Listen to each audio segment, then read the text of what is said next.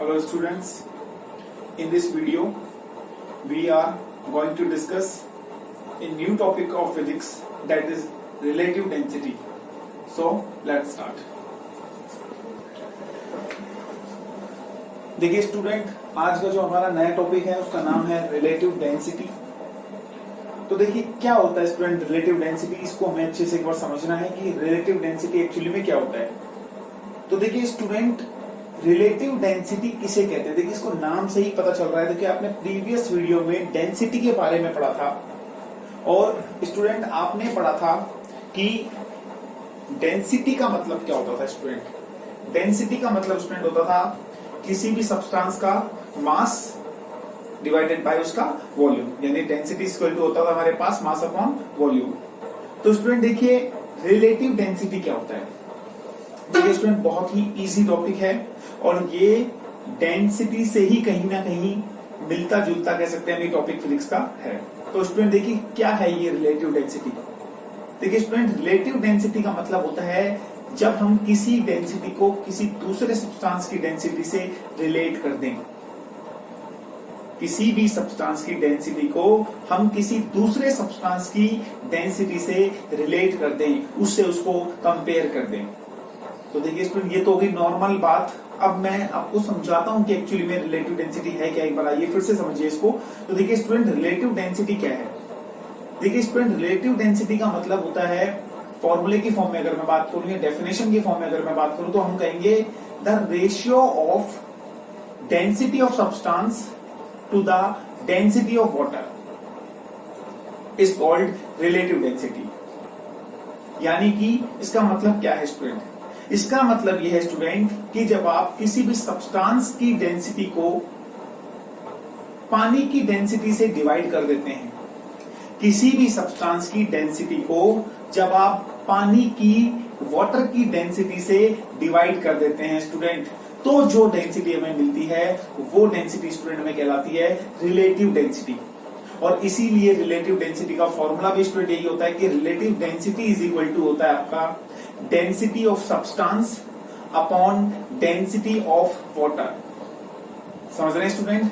तो relative density is equal to हो गया आपका density of substance upon density of water. तो देखिए स्टूडेंट आप देख सकते हैं बोर्ड पर मैंने लिखा हुआ है relative density is equal to the relative density of a substance is the ratio of its density to that of water। यानी कि रिलेटिव डेंसिटी आपको क्या होता है student, density of substance upon density of water. यानी किसी भी substance की डेंसिटी को अगर आप वाटर की डेंसिटी से डिवाइड कर दें तो आपको उसकी रिलेटिव डेंसिटी मिल जाएगी। तो देखिए स्टूडेंट एक चीज और यहां समझने की है कि रिलेटिव डेंसिटी को जब आप कई बार न्यूमेरिकल सॉल्व करेंगे तो देखिए स्टूडेंट वहां पर रिलेटिव डेंसिटी को एक नए नाम से भी बोलता है, एक दूसरे नाम से भी बोलता है, और वो दूसरा नाम स्टूडेंट आपको आना चाहिए और वो सेकंड नाम इसका कहलाता है स्टूडेंट रिलेटिव डेंसिटी को आप एक और नाम से बोलेंगे जो कहलाती है आपकी specific gravity. Student very very important है, रिलेटिव डेंसिटी का दूसरा नाम आपका क्या कहलाता है, स्पेसिफिक ग्रेविटी। समझ रहे हैं स्टूडेंट। तो आप रिलेटिव डेंसिटी को स्पेसिफिक ग्रेविटी के नाम से भी जान सकते हैं। अब स्टूडेंट बात करते हैं इसकी यूनिट्स की, इसकी क्या यूनिट होती है। तो देखिए स्टूडेंट रिलेटिव डेंसिटी का एक फॉर्मूला आपके सामने आ चुका है, relative density is equal to density of substance upon density of water. ये स्टूडेंट आप कह सकते हैं कि ये आपका फर्स्ट फॉर्मूला होगा रिलेटिव डेंसिटी का, ये आपका पहला फॉर्मूला होगा जो आपको याद करना पड़ेगा किसी भी न्यूमेरिकल को सॉल्व करने के लिए। और स्टूडेंट देखिए अब इसकी यूनिट की बात अगर मैं करूं तो देखिए स्टूडेंट इसकी कोई यूनिट नहीं होगी। Relative density is a unit less quantity, यानी इसकी कोई यूनिट नहीं होगी स्टूडेंट। अब स्टूडेंट ऐसा क्यों है, इसकी कोई यूनिट क्यों नहीं है। तो स्टूडेंट देखिए इसके फॉर्मूले को देखिए एक बार आप, रिलेटिव डेंसिटी में लिखा हुआ है relative density is equal to density of substance upon density of water. तो देखिए स्टूडेंट ऊपर भी डेंसिटी है और हमें पता है डेंसिटी जो होगी उसकी ऐसा यूनिट आपकी हो जाएगी स्टूडेंट किलोग्राम पर मीटर क्यूब। और स्टूडेंट देखिए divide by density of water, यानी जो वाटर की डेंसिटी आएगी वो भी किलोग्राम पर मीटर क्यूब में आएगी। तो स्टूडेंट देखिए ये पूरी क्वांटिटी आपस में कैंसिल हो जाएगी और आपके पास क्या आएगा, 1 आएगा। इसी वजह से स्टूडेंट देखिए फिर से देख लीजिए एक बार, फिर से आपको एक्सप्लेन कर देता हूं स्टूडेंट ये यूनिटलेस क्वांटिटी क्यों है ये देख लीजिए आप। डेंसिटी ऑफ सब्सटेंस यानी किसी भी सब्सटेंस की डेंसिटी आप किसमें मेजर करते हैं स्टूडेंट, क्या तो आप मेजर करते हैं किलोग्राम पर मीटर क्यूब में, या आप मेजर कर सकते हैं उसको ग्राम पर सेंटीमीटर क्यूब में। मैं दोनों लिख रहा हूं आपके लिए। Divided by student density of water. तो स्टूडेंट देखिए फिर से वाटर की डेंसिटी की बात हुई है, तो फिर से आप क्या लिखेंगे डेंसिटी के लिए, फिर से किलोग्राम पर मीटर क्यूब, और या फिर आप लिख सकते हैं ग्राम पर सेंटीमीटर क्यूब। और दोनों ही कंडीशन में जब डेंसिटी की यूनिट को डेंसिटी की यूनिट से डिवाइड करेंगे आप, तो देखिए स्टूडेंट यहां काट लीजिए या यहां पे कैंसिल करिए, दोनों बार कैंसिल करेंगे तो आपको क्या मिलेगा स्टूडेंट, 1 मिलेगा। और स्टूडेंट देखिए फिजिक्स में 1 को कोई ऐसा यूनिट नहीं मानते हैं, किसी भी नंबर को ऐसा यूनिट हम नहीं कहते हैं, ना ही हम उसको हम उसकी यूनिट से डिनोट करेंगे। इसका मतलब हम कहेंगे कि इसकी यूनिट कुछ भी नहीं होती है। इसका मतलब हम कह सकते हैं रिलेटिव डेंसिटी कैसी क्वांटिटी है student, relative density is a unitless quantity. तो आई होप आपको समझ में आया होगा कि रिलेटिव डेंसिटी क्यों यूनिटलेस क्वांटिटी होती है, क्योंकि दोनों टर्म में यहाँ पर आपके क्या है, दोनों में डेंसिटी है। तो डेंसिटी से डेंसिटी स्टूडेंट कैंसिल हो जाएगी, तो दोनों की ऐसा यूनिट भी कैंसिल हो जाएंगी, इसलिए क्या हो जाएगी कि यूनिटलेस क्वांटिटी। ठीक है स्टूडेंट, अब आगे देखिए स्टूडेंट। देखिए हमने रिलेटिव डेंसिटी का एक फॉर्मूला देख लिया है, density of substance upon density of water. अब हम इसको और चाहें तो यहां से एक और फॉर्मूला भी बना सकते हैं, बहुत ही इजी तरीका है। देखिए स्टूडेंट फिर से मैंने ये लिखा है रिलेटिव डेंसिटी, शॉर्ट में मैंने इसको आरडी लिख दिया, आप चाहे तो उसको पूरा भी लिख सकते हैं या आप शॉर्ट में इसको आरडी से भी लिख सकते हैं। तो देखिए स्टूडेंट मैंने लिखा है रिलेटिव डेंसिटी, फिर से वही formula, density of substance upon density of water. अब देखिए स्टूडेंट मैंने अगले स्टेप में यहाँ पे क्या किया है, देखिए स्टूडेंट मैंने आपको पिछले वीडियो में बताया था कि डेंसिटी इज इक्वल टू होता है आपका मास अपॉन वॉल्यूम। तो देखिए स्टूडेंट मैंने यहाँ सबसे पहले डेंसिटी ऑफ सब्सटेंस के लिए लिखा है, इसको मैंने फॉर्मूले की फॉर्म में यानी कि मास अपॉन वॉल्यूम की फॉर्म में लिखा है। तो मैंने लिखा है mass of substance divided by volume of substance. क्या मैं डेंसिटी ऑफ सब्सटेंस को ऐसा लिख सकता हूं, मास of substance upon volume of substance? बिल्कुल लिख सकता हूं स्टूडेंट मैं इस चीज को, मास of substance upon volume of substance से मैं इसको डिनोट कर सकता हूं। उसके बाद देखिए स्टूडेंट मैंने क्या किया है, अपॉन इसके पूरे के ओवर में डिवाइड में डेंसिटी ऑफ वाटर। तो फिर से स्टूडेंट देखिए मैंने डेंसिटी ऑफ वाटर को मास और वॉल्यूम की टर्म में लिखा, तो क्या जाएगा mass of water upon volume of water. समझ रहे हैं स्टूडेंट आप मेरी बात? आपको पता है डेंसिटी इज इक्वल टू होता है आपका मास अपॉन वॉल्यूम। तो दोनों सब्सटेंस और वाटर दोनों की डेंसिटी को मैंने मास और वॉल्यूम की फॉर्म में लिख लिया है। अब देखिए क्या किया मैंने स्टूडेंट, अब मैंने यहां पर वॉल्यूम ऑफ सब्सटेंस और वॉल्यूम ऑफ वाटर को इक्वल मान लिया है। मैंने मान लिया है कि जो वॉल्यूम मैंने पानी का लिया है उतना ही वॉल्यूम मेरा सब्सटेंस का है। इसका मतलब मैंने मान लिया है कि दोनों वॉल्यूम मेरे पास क्या है स्टूडेंट, इक्वल हैं। वॉल्यूम ऑफ सब्सटेंस और वॉल्यूम ऑफ वाटर क्या है मेरे पास, इक्वल हैं।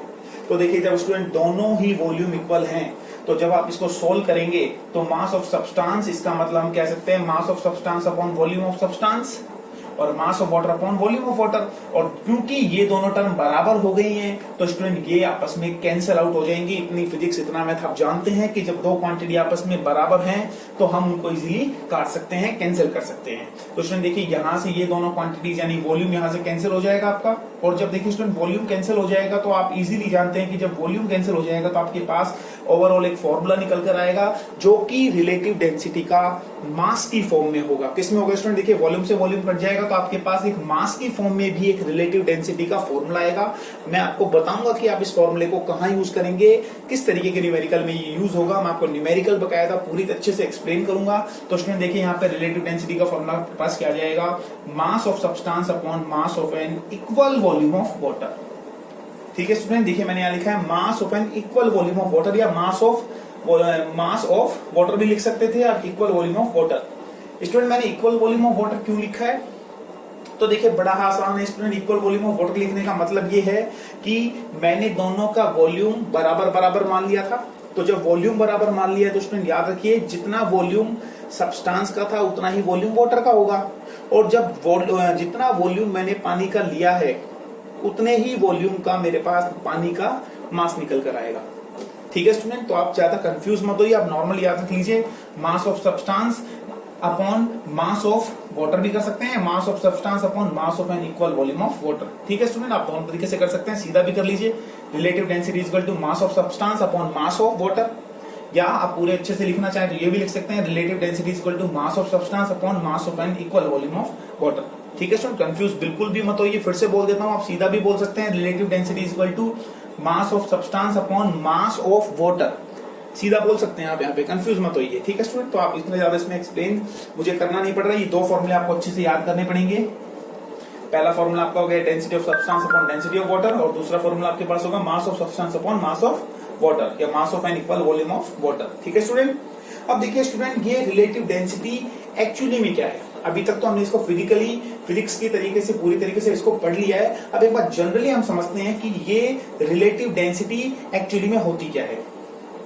तो देखिए स्टूडेंट, रिलेटिव डेंसिटी का मतलब क्या है। देखिए मैंने नोट डाल के लिखा है, the relative density of a substance expresses the heaviness of substance in comparison to water। इसका मतलब क्या है स्टूडेंट? इसका मतलब यह है स्टूडेंट कि रिलेटिव डेंसिटी हमें ये बताती है कि कोई भी सब्सटेंस पानी के कंपैरिजन में कितना हैवी है।